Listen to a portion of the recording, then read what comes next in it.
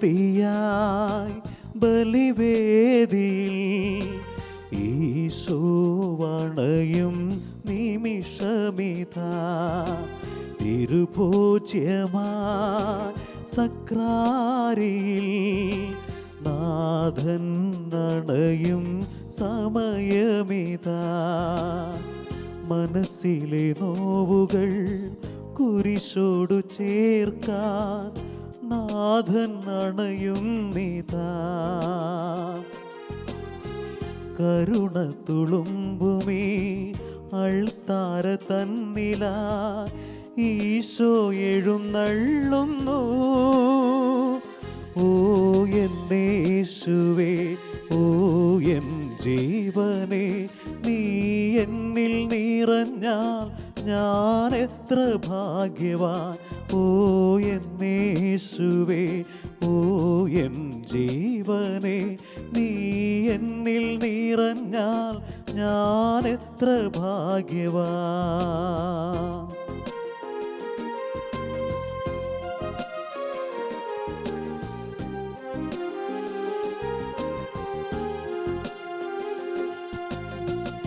നീ വരുമ്പോൾ എൻ മാനസം നന്ദിയാൽ നിറയും.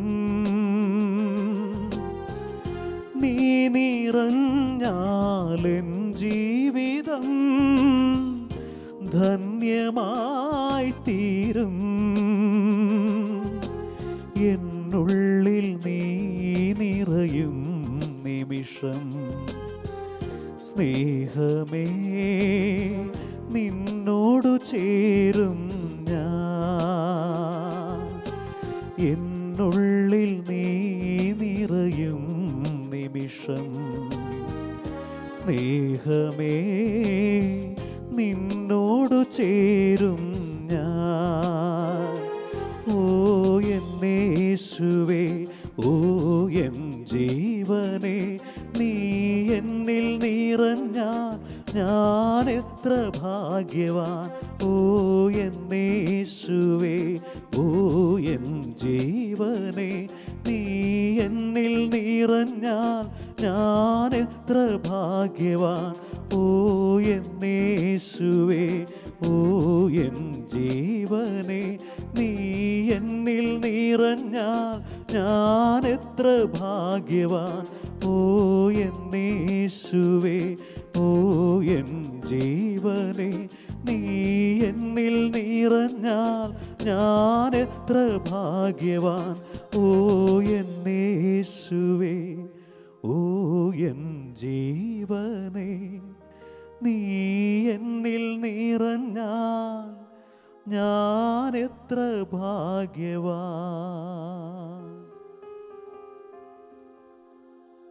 പരിശുദ്ധ പരമ ദിവ്യകാരുണ്യത്തിന് ആരാധനയും സ്തുതിയും പുകഴ്ചയും ഉണ്ടായിരിക്കട്ടെ. പരിശുദ്ധ പരമ ദിവ്യകാരുണ്യത്തിന് ആരാധനയും സ്തുതിയും പുകഴ്ചയും ഉണ്ടായിരിക്കട്ടെ. നിത്യസ്തുതിക്ക് അർഹനായ പരിശുദ്ധ പരമ ദിവ്യകാരുണ്യത്തിന് ആരാധനയും സ്തുതിയും പുകഴ്ചയും ഉണ്ടായിരിക്കട്ടെ. 68-ാം സങ്കീർത്തനത്തിൻ്റെ 24-ാമത്തെ വചനം ഇപ്രകാരം പറഞ്ഞു വയ്ക്കുന്നുണ്ട്: ദൈവമേ, അങ്ങയുടെ ആഘോഷപൂർവമായ എഴുന്നള്ളത്ത് ദൃശ്യമായി. എൻ്റെ രാജാവായ ദൈവം വിശുദ്ധ സ്ഥലത്തേക്ക് എഴുന്നള്ളുന്നത് തന്നെ. ഇതാ സത്യമായ ജീവിക്കുന്ന ദൈവം അപ്പമായി തിരുവൾത്താരയിൽ നമ്മുടെ മുമ്പിലേക്ക് എഴുന്നള്ളി വന്നിരിക്കുന്നു. ഈശോയുടെ തിരുമുഖത്തേക്ക് നമുക്ക് നോക്കാം, അവിടുത്തെ നമുക്ക് ആരാധിക്കാം. 95-ാം സങ്കീർത്തനത്തിൻ്റെ 1-ാമത്തെ വചനം ഇപ്രകാരം വീണ്ടും പറഞ്ഞു വയ്ക്കുന്നുണ്ട്: വരുവിൻ, നമുക്ക് കർത്താവിന് സ്തോത്രം ആലപിക്കാം. നമ്മുടെ കർത്താവിനെ സന്തോഷപൂർവ്വം പാടി പുകഴ്ത്താം. കൃതജ്ഞതാ സ്തോത്രം പാടി അവിടുത്തെ സന്നിധിയിൽ ചെല്ലാം. ആനന്ദത്തോടെ സ്തുതിഗീതങ്ങൾ ആലപിക്കാമെന്ന്. ഈശോയുടെ സന്നിധിയായിരിക്കുമ്പോൾ നമുക്കെല്ലാവർക്കും ഈശോയ്ക്ക് നന്ദി പറയാം. കൃതജ്ഞതയുടെ ഗാനങ്ങൾ ആലപിക്കാം. അവിടുന്ന് നമ്മുടെ ജീവിതങ്ങളിലേക്ക് ചൊരിഞ്ഞ എല്ലാ അനുഗ്രഹങ്ങളെയും ദാനങ്ങളെയും ഓർത്ത് ഈശോയ്ക്ക് നമുക്ക് നന്ദി പറയാം. കഴിഞ്ഞ നാളുകളിൽ ഈശോ നമ്മുടെ വ്യക്തി ജീവിതങ്ങളിലേക്ക്, നമ്മുടെ സമൂഹത്തിലേക്ക്, കുടുംബത്തിലേക്ക് ചൊരിഞ്ഞ എല്ലാ അനുഗ്രഹങ്ങളെയും ഓർത്ത് ഒത്തിരി ഭക്തിയോടെ, വിശ്വാസത്തോടെ ഈശോയ്ക്ക് നമുക്ക് നന്ദി പറയാം. ഓരോ നിമിഷവും അവിടുന്ന് നമ്മെ കരുതിയതിനെ ഓർത്ത്, സംരക്ഷിച്ചതിനെ ഓർത്ത്, പരിപാലിച്ചതിനെ ഓർത്ത് ഈശോയ്ക്ക് നമുക്ക് നന്ദി പറഞ്ഞ് അവിടുത്തെ ആരാധിക്കാം. ഈശോയെ, അവിടുത്തേക്ക് 1000 നന്ദി, ആരാധന, സ്തുതി. ഓരോ നിമിഷവും അവിടുന്ന് ഞങ്ങളുടെ ജീവിതങ്ങളിലേക്ക് ചൊരിയുന്ന അനുഗ്രഹങ്ങൾ എത്രയോ വലുതാണ്. ഞങ്ങൾക്ക് എണ്ണിത്തീർക്കാൻ കഴിയാത്ത അത്ര വലിയ അനുഗ്രഹങ്ങളാണ് അവിടുന്ന് ഞങ്ങളുടെ ജീവിതങ്ങളിലേക്ക് ചൊരിഞ്ഞുകൊണ്ടിരിക്കുന്നത്. എല്ലാത്തിനെയും ഓർത്ത് നല്ല നാഥ, ആരാധന, സ്തുതി, സ്തോത്രം. ഉൽപ്പത്തി പുസ്തകത്തിൻ്റെ 8-ാമത്തെ അധ്യായത്തിൽ നമ്മൾ കാണുന്നുണ്ട് അറാറാത്ത് പർവ്വതത്തെക്കുറിച്ച്. പാപം നിറഞ്ഞ ഭൂമിയെ മുഴുവൻ ദൈവം വെള്ളം കൊണ്ട് കഴുകിക്കളഞ്ഞപ്പോൾ മനുഷ്യന് വീണ്ടും ആദ്യമായിട്ട് കാലുകുത്തുവാൻ ദൈവം ഒരു തുരുത്ത് ഒരുക്കുകയാണ്. അറാറാത്ത് പർവ്വതം. പ്രളയത്തിന് ശേഷം നോഹയുടെ പെട്ടകം ചെന്ന് അടിയുന്നത് ഈ പർവ്വതത്തിൻ്റെ മുകളിലാണ്. ദൈവം മനുഷ്യന് വീണ്ടും ഒരു തുരുത്ത് ഒരുക്കുകയാണ്. ജീവന് വേണ്ടി, പുതിയ ഒരു ജന്മത്തിന് വേണ്ടി ദൈവം ഒരുക്കുന്ന അറാറാത്ത് പർവ്വതം, ജീവൻ്റെ ഉറവിടം. നമ്മുടെയും ജീവിതങ്ങളിൽ എത്രയോ അറാറാത്ത് അനുഭവങ്ങൾ നമ്മുടെ ജീവിതത്തിൽ ഉണ്ടായിട്ടുണ്ട്. നാടെങ്ങും ദുരിതങ്ങൾ കൊണ്ടും രോഗങ്ങൾ കൊണ്ടും പ്രളയങ്ങൾ കൊണ്ടുമൊക്കെ ദുരിതത്തിൻ്റെ ആഴക്കയങ്ങളിലേക്ക് ചുറ്റുപാടുമുള്ള എല്ലാവരും വീണു പോകുമ്പോഴും നമുക്ക് വേണ്ടിയിട്ട് അറാറാത്ത് പർവ്വതം തീർക്കുന്ന ദൈവത്തെ നമ്മൾ കണ്ട് അനുഭവിച്ചിട്ടുണ്ട്. ചുറ്റുമുള്ളവർക്കെല്ലാം, നമ്മുടെ പരിചിതർക്കും നമ്മുടെ ബന്ധുമിത്രങ്ങൾക്കുമൊക്കെ പലപ്പോഴും രോഗങ്ങൾ കൊണ്ടും ദുരിതങ്ങൾ കൊണ്ടുമൊക്കെ വലിയ പ്രശ്നങ്ങളിലൂടെ കടന്നുപോയ ഓരോ അനുഭവങ്ങളിലും ദൈവം നമ്മെ കാത്തു പരിപാലിച്ച അറാറാത്ത് അനുഭവങ്ങൾ എത്രയോ ആണ്. എത്രയോ തവണ നമ്മുടെ ജീവിതത്തിൽ ഉണ്ടാകാമായിരുന്ന പല അപകടങ്ങളിൽ നിന്നും ദൈവം നമ്മെ സംരക്ഷിച്ചു. ഒരു പോറലും ഏൽക്കാതെ നമ്മെ കാത്തു പരിപാലിച്ച ദൈവത്തിൻ്റെ കരുണയുടെ, കരുതലിൻ്റെ, പരിപാലനയുടെ അനുഭവം അറാറാത്ത് അനുഭവങ്ങളല്ലാതെ എന്താണ്? ഓരോ നിമിഷവും ദൈവം നമുക്ക് വേണ്ടിയിട്ട് അറാറാത്ത് അനുഭവങ്ങൾ ഒരുക്കുകയാണ്, സംരക്ഷിക്കുകയാണ്, കരുതുകയാണ്. ഓരോ നിമിഷവും ദിവ്യകാരുണ്യ ഈശോ നമ്മെ പരിപാലിക്കുകയാണ്.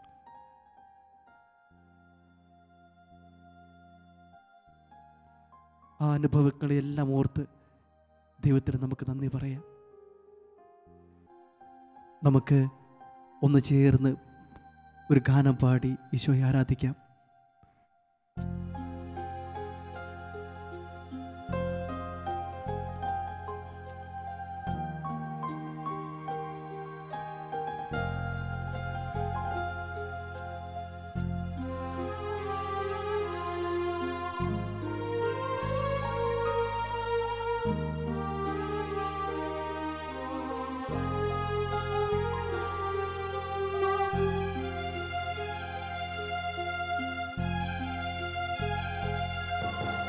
നീ എൻ്റെ സങ്കേതവും നീ എൻ്റെ കോട്ടയും നീ എൻ്റെ പ്രാണനാഥൻ നീ എൻ ദൈവം നീ എൻ്റെ സങ്കേതവും നീ എൻ്റെ കോട്ടയും നീ എൻ്റെ പ്രാണനാഥൻ നീ എൻ ദൈവം ആരാധിക്കും ഞാൻ പൂർണ്ണ ഹൃദയമോടെ തേടും നിൻ മുഖം ജീവകാലമെല്ലാം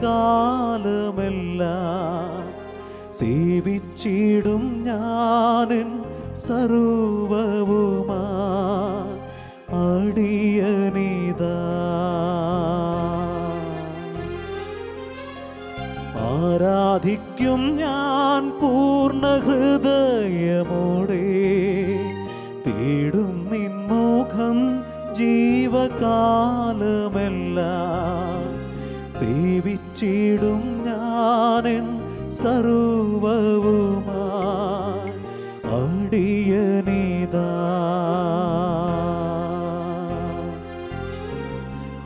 അടിയനിതാ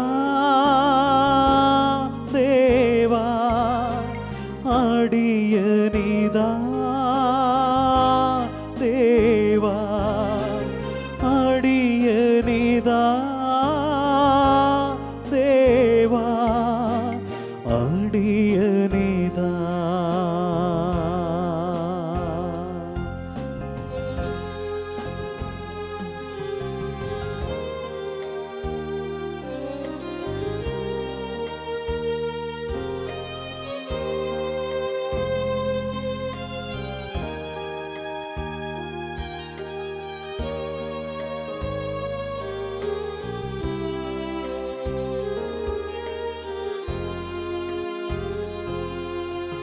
നീ എൻ്റെ രക്ഷകനും നീ എൻ്റെ വൈദ്യനും നീ എൻ്റെ ആലംബവും നീ എൻ ദൈവം നീ എൻ്റെ രക്ഷകനും നീ എൻ്റെ വൈദ്യനും നീ എൻ്റെ ആലംബവും നീ എൻ ദൈവം ആരാധിക്കും ഞാൻ പൂർണ്ണ ഹൃദയമോടെ തേടും നിൻ മുഖം ജീവകാലമെല്ലാം സേവിച്ചിടും ഞാനെൻ സർവവുമാ അടിയനിതാ ആരാധിക്കും ഞാൻ പൂർണ്ണ ഹൃദയമോടെ തേടും നിൻ മുഖം ജീവകാലമെല്ലാം സേവിച്ചിടും ഞാനെൻ സർവവുമാ അടിയനിതാ അടിയനിതാ ദേവാ അടിയനിതാ ദേവാ അടിയനിതാ ദേവാ അടിയനിതാ ആരാധിക്കും ഞാൻ പൂർണ്ണ ഹൃദയമോടെ തേടും നിൻ മുഖം ജീവകാലമെല്ലാം സേവിച്ചിടും ഞാനെൻ സർവവുമായി അടിയനിതാ അടിയനിതാ ദേവാ അടിയനിതാ ദേവാ അടിയനിതാ ദേവാ അടിയനിതാ അടിയനിതാ ദേവാ അടിയനിതാ ദേവാ അടിയനിതാ ദേവാ അടിയനിതാ അടിയനിതാ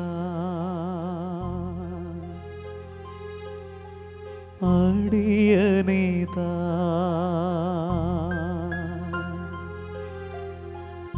അടിയനിതാ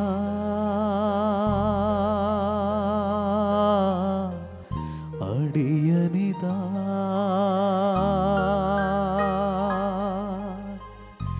അടിയനിതാ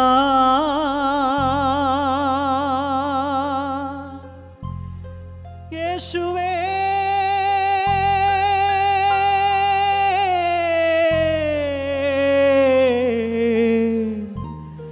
അടിയനിതാ അടിയനിതാ അടിയനിതാ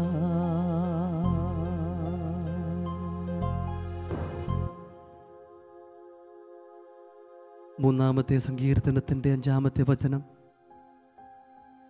ഞാൻ ശാന്തമായി കിടന്ന് ഉറങ്ങുന്നു, ഉണർന്ന് എഴുന്നേൽക്കുന്നു, എന്തെന്നാൽ ഞാൻ കർത്താവിൻ്റെ കരങ്ങളിലാണ്.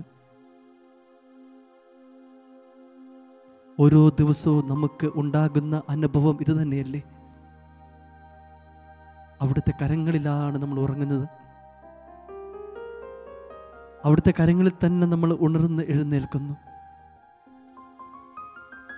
അവിടുത്തെ കരത്തിൻ്റെ പരിപാലനയിൽ ഓരോ ദിവസവും ദിവസം മുഴുവനും നമ്മെ സംരക്ഷിക്കുന്നു.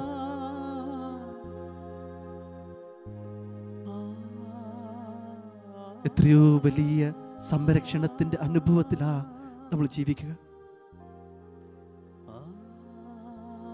ദിവ്യകാരുണ്യ നാഥൻ ഓരോ നിമിഷവും നമ്മെ സംരക്ഷിക്കുകയല്ലേ, കരുതുകയല്ലേ.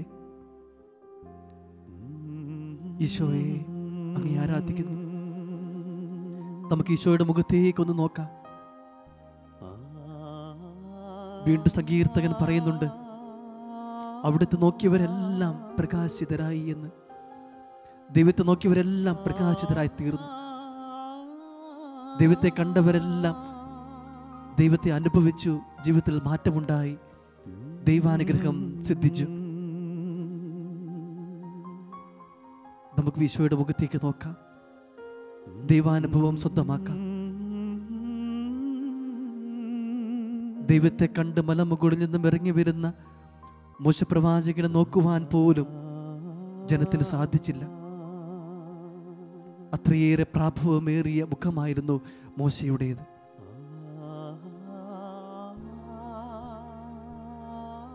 ദിവ്യകാരുണ്യ സന്നിധിയിൽ നിന്നും ഇറങ്ങിപ്പോകുന്ന ഒരു ക്രിസ്ത്യാനിക്ക് ഉണ്ടാകുന്ന മാറ്റവും ഇത് തന്നെയാണ്. ഭാവമാറ്റമുണ്ടാവും, രൂപാന്തരീകരണം സംഭവിക്കും. കർത്താവിന്റെ സന്നിധിയിലായിരിക്കുന്ന നിമിഷങ്ങളിൽ നമുക്കും രൂപമാറ്റം ഉണ്ടാകാൻ പ്രാർത്ഥിക്കാം. ദൈവാനുഭവം ഉണ്ടാവാൻ വേണ്ടി പ്രാർത്ഥിക്കാം.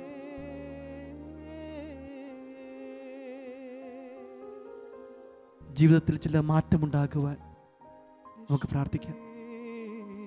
നമ്മുടെ എല്ലാ നിയോഗങ്ങളും പ്രാർത്ഥനകളും ഈ ഈശോയുടെ സന്നിധിയിലേക്ക് പരമേൽപ്പിക്കാം. നമ്മുടെ കുടുംബത്തെ ഈശോയ്ക്ക് പരമേൽപ്പിക്കാം. കുടുംബാംഗങ്ങളെ, മാതാപിതാക്കളെ, സഹോദരങ്ങളെ, മക്കളെ നമ്മുടെ ജോലി മേഖലകൾ, പഠന മേഖലകൾ, ഈ നാളുകളിൽ നമ്മൾ എഴുതുവാൻ പോകുന്ന പരീക്ഷകൾ, നമ്മൾ അറ്റൻഡ് ചെയ്യാൻ പോകുന്ന ഇൻ്റർവ്യൂകൾ, നമ്മുടെ കൃഷിയിടങ്ങൾ, നമ്മുടെ അധ്വാനങ്ങൾ എല്ലാം ഈശോയ്ക്ക് വിട്ടുകൊടുക്കാം. എല്ലാം ഈശോയുടെ അനുഗ്രഹത്തിനായിട്ട് അവിടുത്തെ തൃപ്പാദങ്ങളിലേക്ക് വച്ചു കൊടുക്കുക. ഈശോ തൊട്ടതെല്ലാം അനുഗ്രഹമായി തീർന്നുവെങ്കിൽ, ഈശോ തൊട്ടവർക്കെല്ലാം രോഗസൗഖ്യമുണ്ടായെങ്കിൽ, ഈ നിമിഷങ്ങളിൽ ഈശോ നമ്മെ തൊടുമ്പോൾ നമ്മുടെ ജീവിതത്തിൽ മാറ്റമുണ്ടാകും, അനുഗ്രഹമുണ്ടാകും, സൗഖ്യമുണ്ടാകും.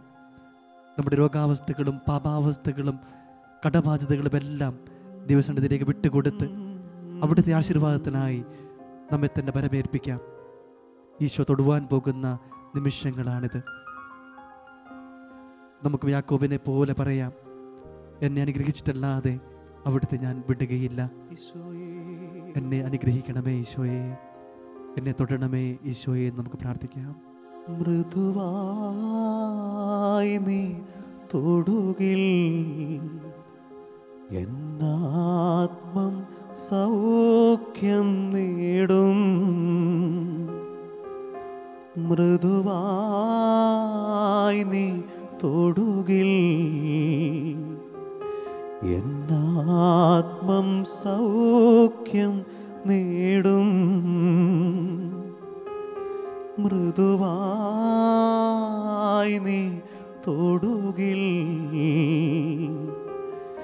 എന്നാത്മം സൗഖ്യം നേടും. മൃദുവായി നീ തൊടുകിൽ എന്നാത്മം സൗഖ്യം നേടും. യേശുവേ ആരാധന, യേശുവേ ആരാധന, യേശുവേ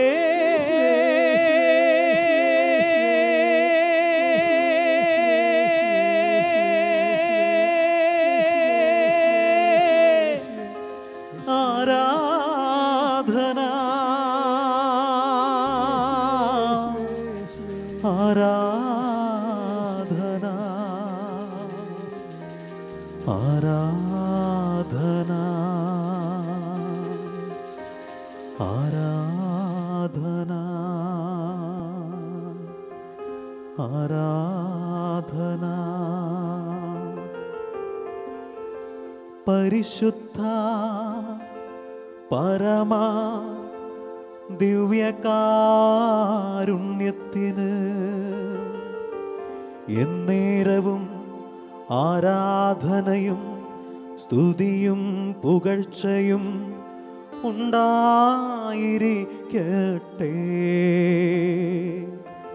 പരിശുദ്ധ പരമ ദിവ്യകാരുണ്യത്തിന് എന്നേരവും ആരാധനയും സ്തുതിയും പുകഴ്ചയും ഉണ്ടായിരിക്കട്ടെ.